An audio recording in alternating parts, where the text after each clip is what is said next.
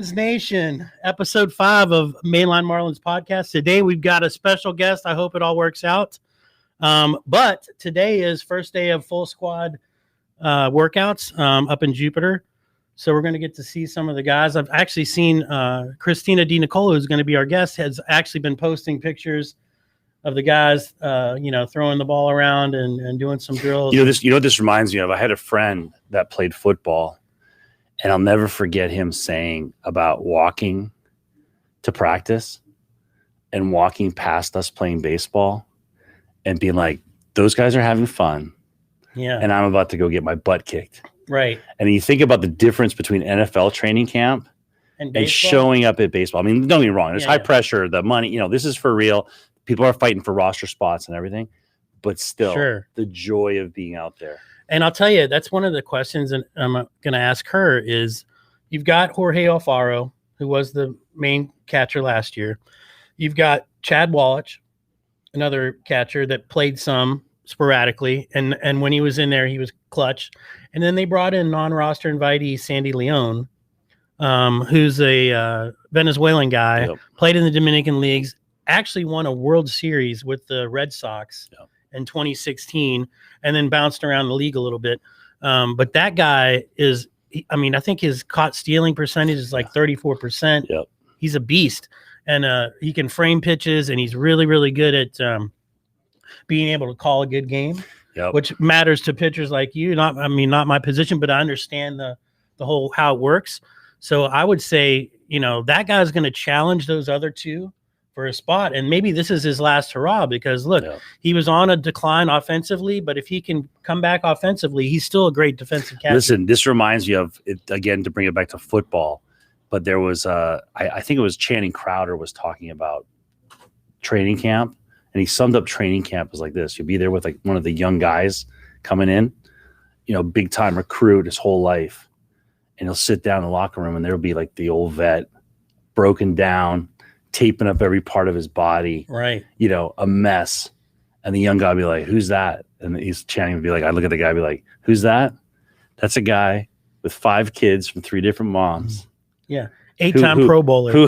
But who needs this job? Gotta play. A lot worse than you. Yeah. And that's who you're gonna have to beat out. Eating and that's how Alfaro like that you better bring your A game. That guy is coming out of the DR. Nothing's wrong on the DR. The DR is great. Oh, that's where he played winter ball, but he's a Venezuelan guy. Yeah. No, but I'm saying coming out of the DR, coming out of the winter league. You don't think that guy's gonna be hungry? Yeah. To play to one last hurrah. And he's the big warm dance? too. And he's warm is what I'm thinking. And then another thing is, look, today is the first day that anybody's going to get to see Adam Duvall in a Marlins uniform. And I think that was probably their biggest acquisition over the offseason. Although, like, if you take in totality all the pitching help that they got for the bullpen, I think that might be better than what one guy, because that guy gets injured, then, you're back to playing somebody like J.J. Bleday or Miyagi Sierra. That's his nickname, Miyagi. I can't even pronounce his regular name. Magnarius, whatever. Yeah. Anyway, that kid's good, but he was injured a little bit too last year, so I'm not sure what to think. About. I like to see Duvall kill it, based on the roto, like the roto wire. If they played 162 game season last year, he would have hit 46 bombs. Yeah. So if he's on that same kind of pace this season, that's exactly what we need. Exactly. I love you laying out the people to watch. When are we going to a game? 28th. That's when it starts. Sunday. It's against Houston. Yes. And they've already given the nod to Daniel Castano to start that game. Yeah. So, and which makes me think that Mattingly is going to give him a shot for that 5th or maybe 6th spot in the rotation. And I don't think they've basically said, oh, no, we're not going to go to 6, because they might do it. Yeah. And why not? Yep. Why not? And then you got more rest. And then you got guys that are going to stay healthier. And now that bullpen, now these guys can go a real 6 innings and not worry about it. And then you got middle relief, and you got setup guys, and you got closers like Bass or Yimi Garcia to come in and finish them off. But that's where we needed to get better, was we needed to stop the bleeding on some and not let some of these games get away from us. If you take a lead, finish them off. Yeah. That's it. Yeah, it'd be interesting. And I feel bad because I should have done this before the show. But if you look at last year, as they cobbled together that bullpen, how many, you'd almost like be cool to do a stat. Maybe I'll go do this work. 5th inning, Marlins lead. Yeah. How many blown, right? Bunch. That just seemed like, and if we didn't lose it, it was like hanging on for dear life, right? So it's going to be very interesting to see where we get some hot bats in the early, and that should not be happening this year. Right. And the crazy thing is MLB Power Rankings and PECOTA pick us both dead last in the division. Yeah.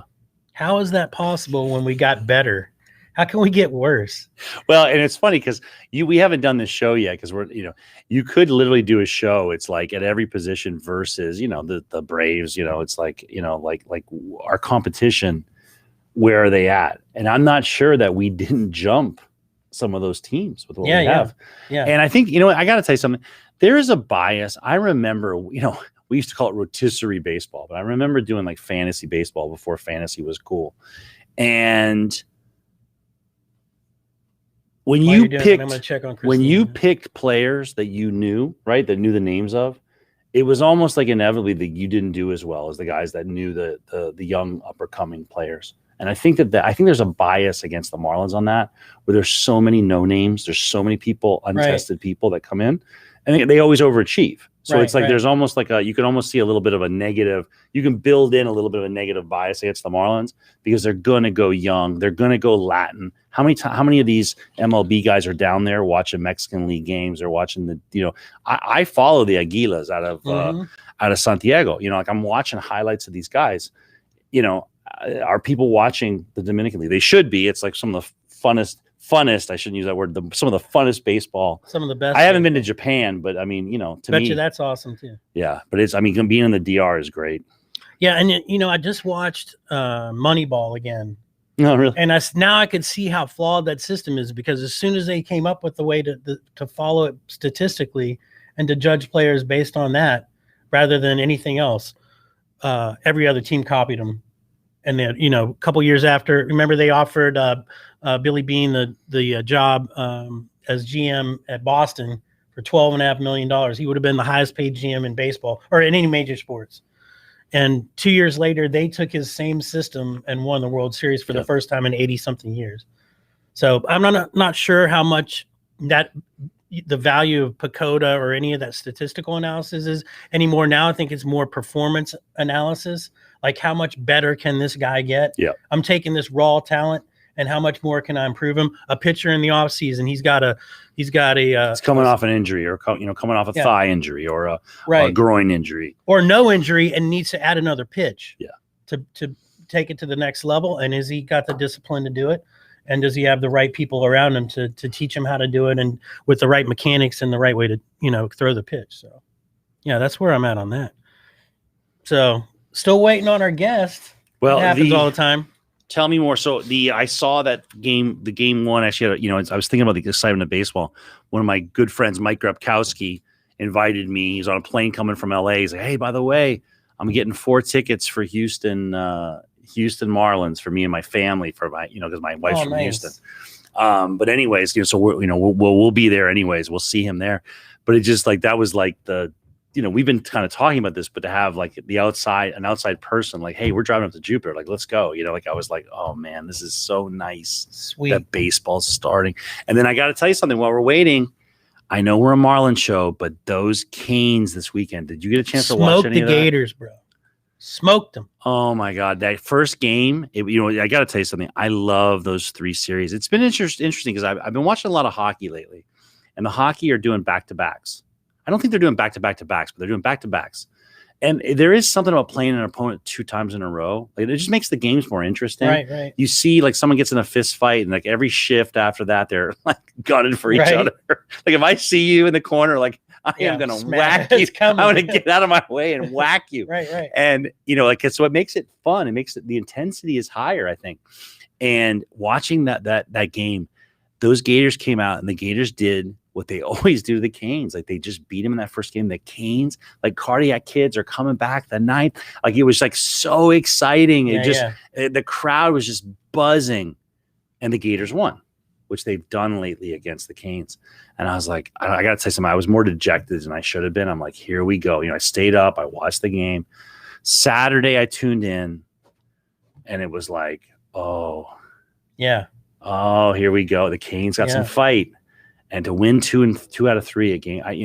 Who's the best in the country? It's either the Gators or the Canes. I saw the Canes. Some people are putting them number 1. Yeah, Ole Miss is up there. Arkansas. We got some good baseball coming up. Yeah, and what Christian Del Castillo was the ACC Player of the Week, MVP of that game. If you remember, I gave you a homework assignment. I don't know if you remember if you looked it up. They used to play a Canes Marlins game. Is that happening this year? Did you see? So. Because now there's no. I guess because of fans. You know what? And also because of COVID. I mean, you can't. How can you risk that? I'm going to check on our having those college kids come in and infect the whole team. Yeah, that would be horrible. We got Grant Miller here. Grant, did you watch Canes baseball this weekend? Did you play FSU? Of course I watched the game. Come on.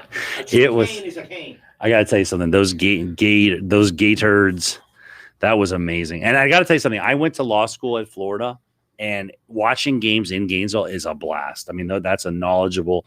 I always love watching games with people like who know every player. Like you're sitting there and like this old grandma next to you, and you like talking to your buddy. It's like, who's like, look at that weird skip he's got in his delivery or whatever. And they're like, oh, that's so and so, blah blah blah, and they rattle it off. Super knowledgeable fans. I mean, but they're always perennially going to either super regional or going to Omaha.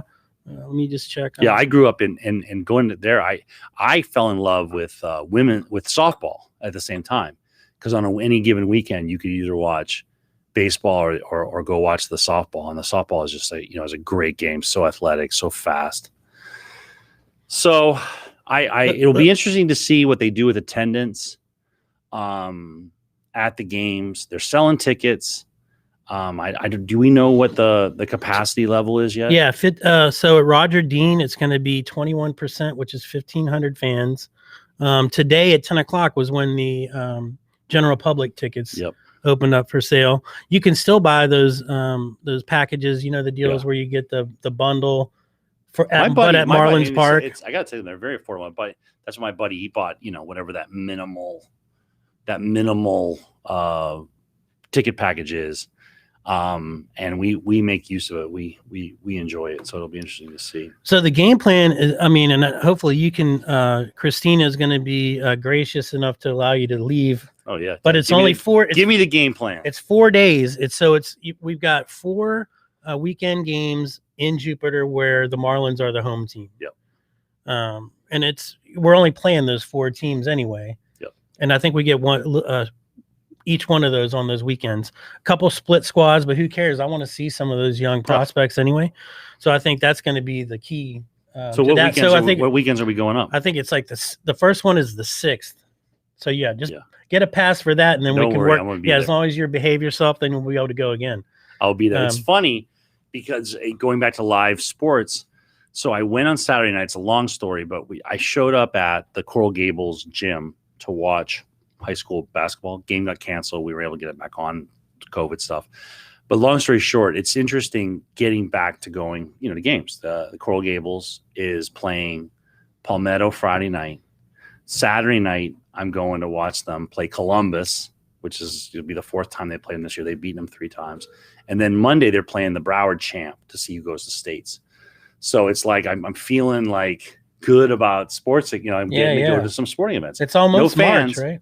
No fans, but we're getting, we're making progress. And right. It's been interesting, watching the hockey, again, I'm a big hockey fan, but watching the hockey, there's no fans yet, but, there's been no outbreaks. The players are staying clean. It's not a bubble. They're traveling. Everything seems to be going okay. Same with the NBA.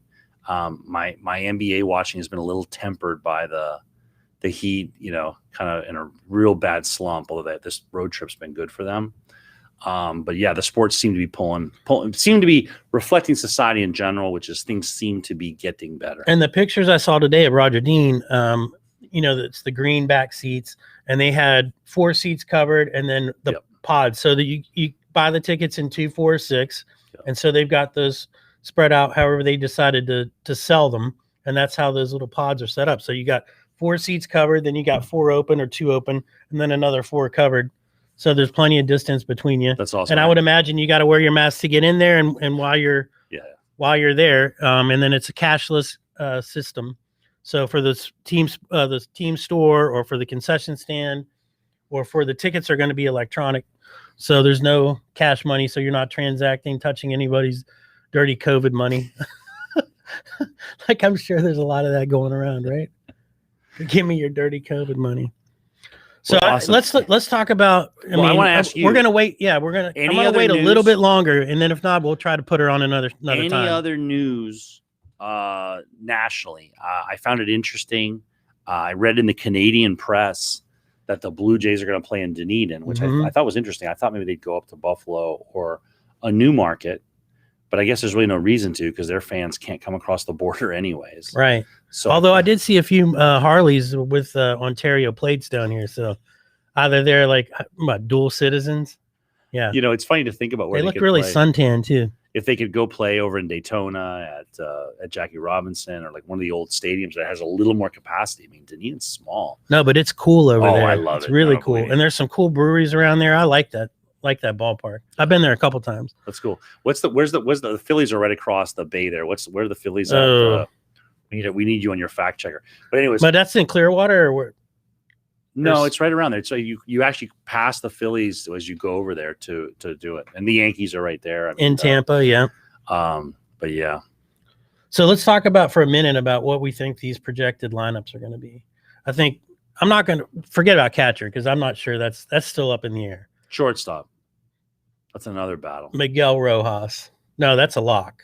Is it? I think second base might be a little bit of one with Jazz Chisholm and John Birdie, but I think Don Mattingly had some comments yesterday saying, hey, he's the future of the infield for the Marlins. Maybe not right. And didn't say not right now, but you could say that he's saying, look, we got some guys, some veterans in camp that can play second base. We got Miggy. Why do we need another shortstop? And he got hot last year, so I wouldn't take him out of that position. I think you got obviously Anderson at third, Jesus Aguilar at first, and maybe Coop doing a little double duty at first base. I don't think he's going to see the outfield again now that Duvall's here. Yeah. And then we got Sierra too out there, and then center field Starling Marte, and then left Corey Dickerson. I think that's the and then the starting lineup: Sandy, Pablo, Eleazar, Sixto, and then that fifth one is. I mean, I like Trevor Rogers, just the way he played last year and stepped up, and only played a couple games in Double A, and then made that double jump, which is big.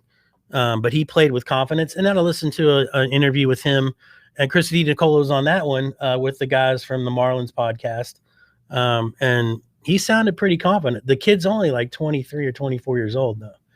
I mean, they don't have one guy on that starting rotation that's going to be over 25. Yeah.